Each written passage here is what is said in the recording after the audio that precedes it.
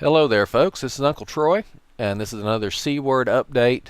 For those of you who aren't familiar, this is not one of the fun and games, clever videos where I try to make you laugh. This is one where I talk about some serious stuff.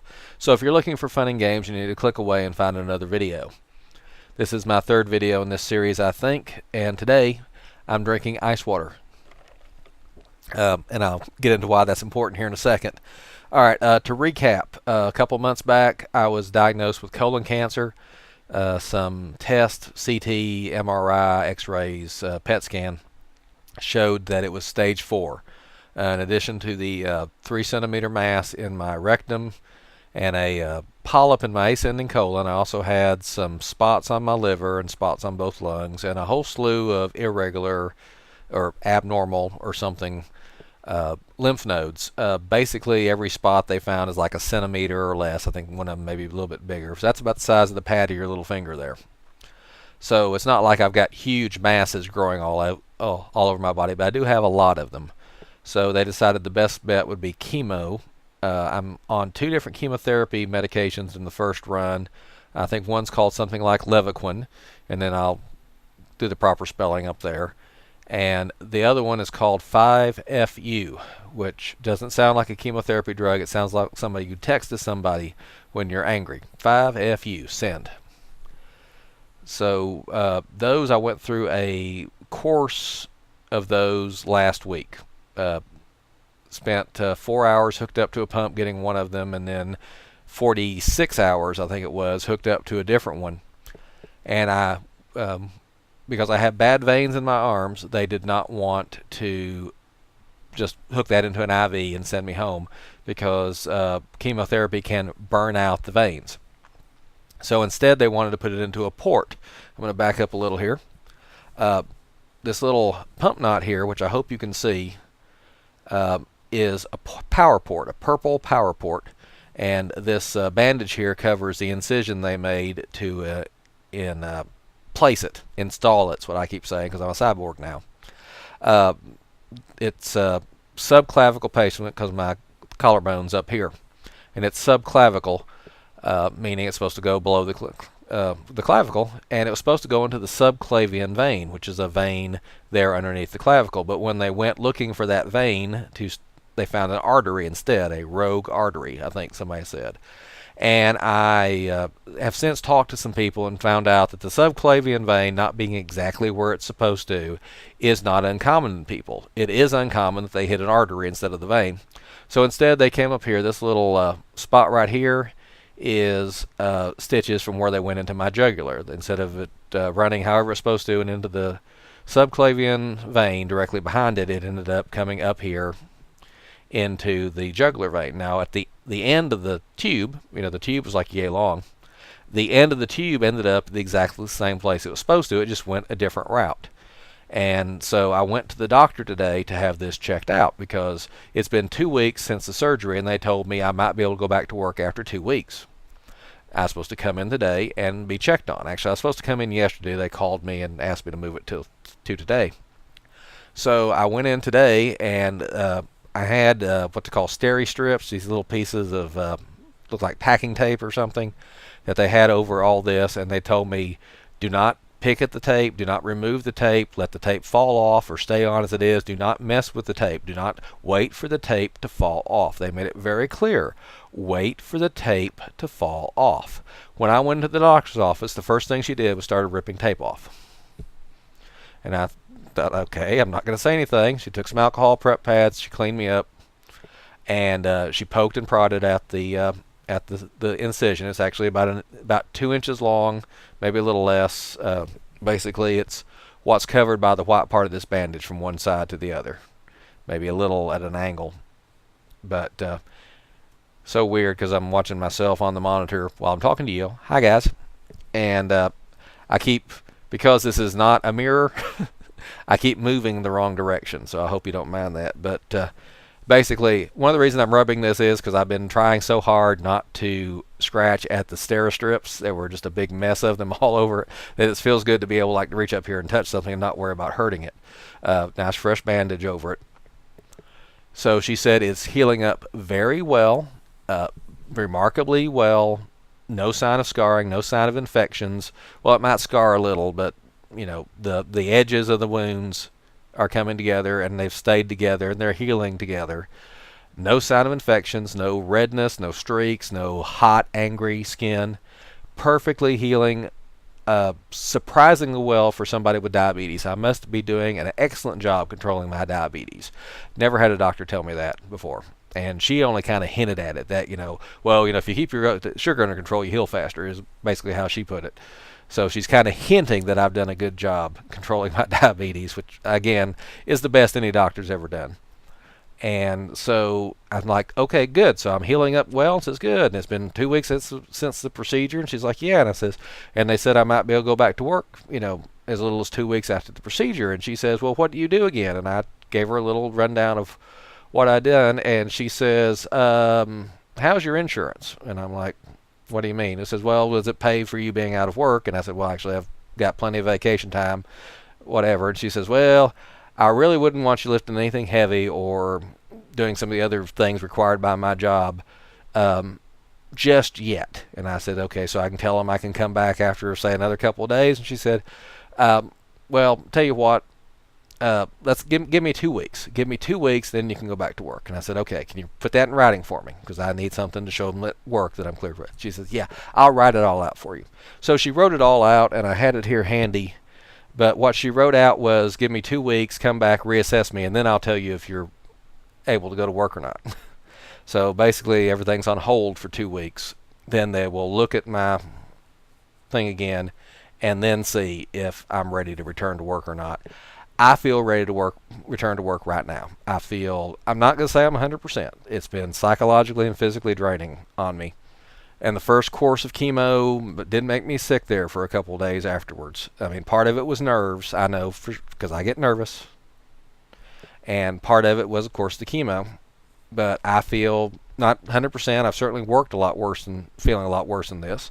And I'm ready to go back to work. But they're afraid something will, I'll get hit or strain myself. Something will pop loose. The stitches will come loose or it'll get infected, something like that, and they're afraid that's going to happen. My fear, of course, is since this is a line running straight into my jugular vein, that this thing's going to shift a half inch and that thing's going to pop loose and I'm going to bleed out before I realize anything's wrong. That's what I'm afraid of. They tell me that's that's not going to happen. Instead, I'm going to pull a stitch loose or something. So we're good there. But it's going to be at least 2 weeks before I can go back to work. I have just now, I think last night, I finally got bored. I've been out of work for 2 weeks. It took till last night for me to get bored. Usually it takes about 3 days for me to get bored. And thinking, okay, when can I go back to work?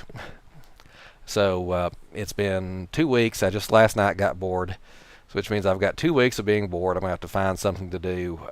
Actually, there's a game I play, and I won't go into all the details because it's more of another type of video thing.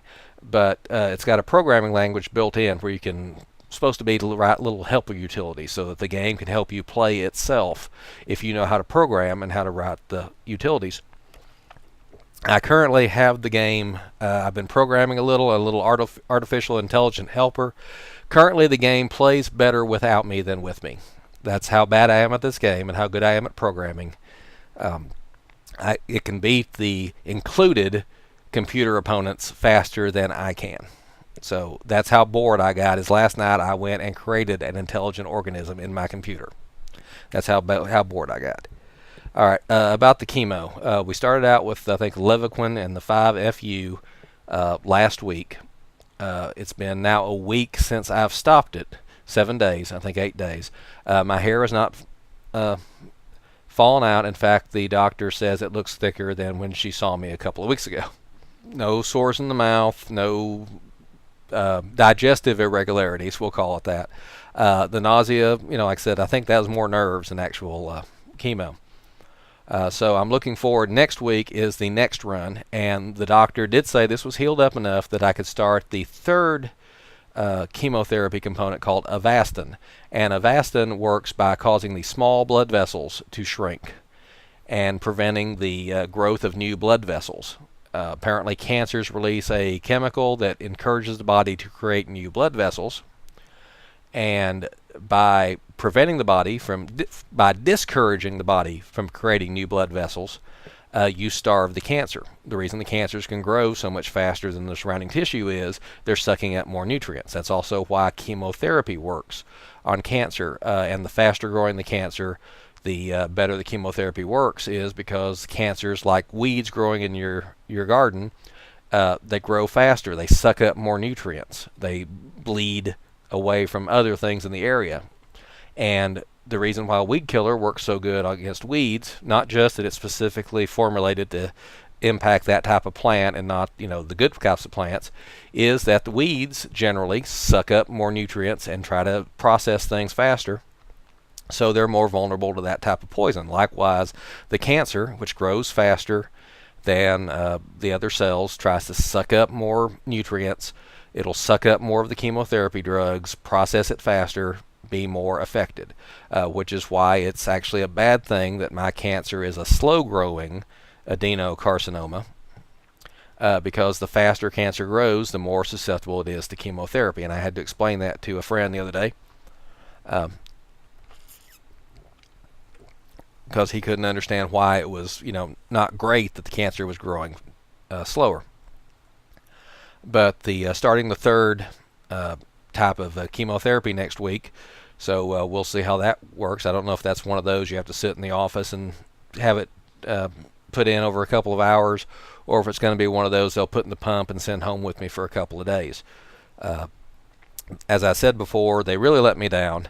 They really harped on this wonderful, wonderful take-home pump and how I would not be stuck in the office for hours on end and have to, be hooked to an IV pole for hours on end getting my chemo. Instead, they'd stick it in a little fanny pack, send it home. And they did for the 5FU. For the Levaquin, they stuck it on an IV pole, hooked it to a pump, and left me sitting there for 4 hours. So, that's kind of bad, but, kind of good. So I don't know if the new Avastin will be, stick it on the pump. This is me holding the IV pole, by the way, as I walked around because I got tired of sitting. Holding the IV pole.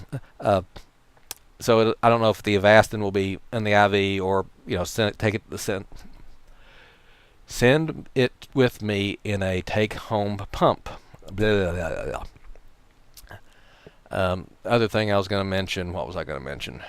Oh, okay, so I talked to a couple of people that have been through chemotherapy. One of them has a friend who had stage 4 colon cancer 8 years ago, and he's still cancer-free. The chemo just knocked it completely out. So, and that was 8 years ago. So that is comforting. But he also gave me some bad news on the chemotherapy. He said, I went through this first stage, no throwing up, not that much nausea, not that much uncomfortable, didn't bring me down that much. And he says, well, that's because they take it easy on you the first time. Once they find out what your tolerance level is, they will ramp it up until you're just miserable and just thinking about it'd be worse. It'd be, if the cancer killing you is here, they'll bring the chemo up to here, is how he put it. You're not allowed to have a good experience with chemotherapy. They will keep ramping it up, higher dosage or faster flow rates or adding more chemotherapy drugs until it's on the edge of what I can take, is how they did him, apparently. And so, and I saw a little of that when I was at the office getting the 4-hour IV drip. Because they would come by her so often and ask how I was doing, any symptoms, and my stomach okay, everything. And I said, good, no pain, no hurting, no nothing, I'm good. And they said, okay, well, let's bump up your pump a little. We'll get you out of here sooner. He says next time they'll do that again, faster, higher dosage, whatever, until I start throwing symptoms at them and I'm hurting enough that I'm going to consider quitting the chemo and just letting the cancer kill me because the chemo is so bad, then they'll back it off. In fact, his advice was something along the first time I notice I'm getting sick, the first time I notice I'm getting flushed or queasy or whatever, let them know then, so that otherwise, don't suffer silently. Don't say I can take this. Let them know then that they're starting to reach your tolerance. But of course, he also had this many years ago, and the doctor assures me, the doctors I've talked to more recently assure me they've gotten better with the dosage, they've gotten better with new chemo drugs, etc. But I missed out on a lot of the good side effects so far. My hair hasn't fallen out yet. My digestion's still as good as it was before. Maybe a little tingling in my fingertips, but I get a little of that anyway because I get migraines and I sleep on my hands wrong. That's why I had to have this surgery years ago. Is ulnar nerve comes across here and covers about this half of your hand. The carpal tunnel handles the other half of your hand. I also have a carpal tunnel, and I would sleep like this, stretching that nerve in that bony channel, damaging it, and putting pressure directly on this nerve, damaging it. So that's why I had to have the surgeries here. Now, luckily, they gave me some soft splints, and I learned to sleep with my arms out.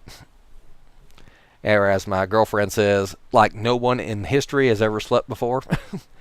But by not laying on the hand or stretching the thing, I've got pretty good at that. So far the symptoms have been pretty good. The one symptom that hit me bad, and I think this is the 5FU has this symptom, is sensitivity to cold, hypersensitivity to cold. And supposedly some people it's so bad that in the middle of summer they still have to bundle up. They still have to wear a scarf or whatever. Have to wear a scarf because even 80-degree air being sucked in hurts their mouth. It's like an electric tingle, she said. If they get something out of the refrigerator, they have to put on a glove before they reach into the refrigerator, because just pulling something out of the refrigerator that's cold, they drop it because it's like an electric shock. It hurts so much. So I'm like, okay, I'm waiting for it to feel cold. No, I'm not feeling any cold. I can touch things fine. I'm breathing fine, even though it's a brisk morning. I'm fine. And then I went to drink. And I made a face something like, ugh, because it turns out that I did have hypersensitivity to cold liquids. And actually what happened was I'd sat there in the office getting, with the IV pole, getting this medicine. And at one point they told me, if you want to drink, now's the time to get one, because here in about an hour you won't be able to drink anything cold. And I'm like, yeah, right. So, I kept drinking. And after the initial run in the office was over, I, took my little take-home pump and I walked out to the car. And that morning we'd stopped at some restaurant on the way in. It was a styrofoam cup, similar to this one, and I picked it up and shook it. And I could just barely hear a little bit of ice in there. So it was mostly just melted. Probably already warmer than most of you would want to drink because it had been out in a hot truck. The ice had mostly melted. And I took a sip and just about threw it down because it hit me like an electric shock right in the back of the throat. And I compared it to swallowing a battery. And people said, oh, did it taste like battery acid? It had a metallic taste. And I said, no, it felt like an electric current right up here. And then as it got down a little deeper, or a little further down the throat, it warmed up, I guess. And then by the time it got down here, I stopped feeling it. And I'm like, that can't be right. So let's take another sip. And like, you okay, man? I said, yeah, I'm okay. Let's go get us some. So we'd stopped to eat on the way home, and I had to order water with no ice. And the person that I took the order, as I said before, looked at me like I'd grown an extra head. This is an extra head popping up on my shoulder here when I do this. And I tried to specify room temperature, and they didn't understand. And at various restaurants I've eaten at since, I've had to send back water because they've sent it just full of ice. And can I get that, no ice? And apparently they just dump out the ice, wherever they get the water from, and it's still cold. It's still moisture condensating on the outside and running down, and I was still like, sip, hold it in my mouth, swallow it as fast as I can. So, but the other day I was running around in town. It was an exceptionally warm day. I was sweating. It was hot. And the person I was with said, hey, can we stop at Sonic? And I said, sure, what do you want? Unsweet tea, large unsweet tea. And I thought, I'll take a ocean water, which is kind of a blue watermelon coconut kind of something or another. I don't know. It's ocean water flavor, whatever that is. And I sipped it expecting to have to clutch my throat and gag, but instead it went straight down, which was good because it was awful hot that day. So apparently, at least this first time, the 5FU or whatever has worn off, and I've stopped my hypersensitivity to cold. So we got that going for us. So I think that's it. To recap, got through the first run of chemotherapy fine. Second run starts next week. I am healing nicely from my port placement, which is this pump knot right here. I'm tracing the outline right here. Yeah, it's about the size of a 2-liter bottle cap. Of course, naturally, I say that I don't have a bottle cap handy. And I will hopefully be cleared to work in 2 weeks. So far, so good. I'm going to upload this video. Expect the next update next week after the next round of chemotherapy. This is Uncle Troy signing out. Please have a good night.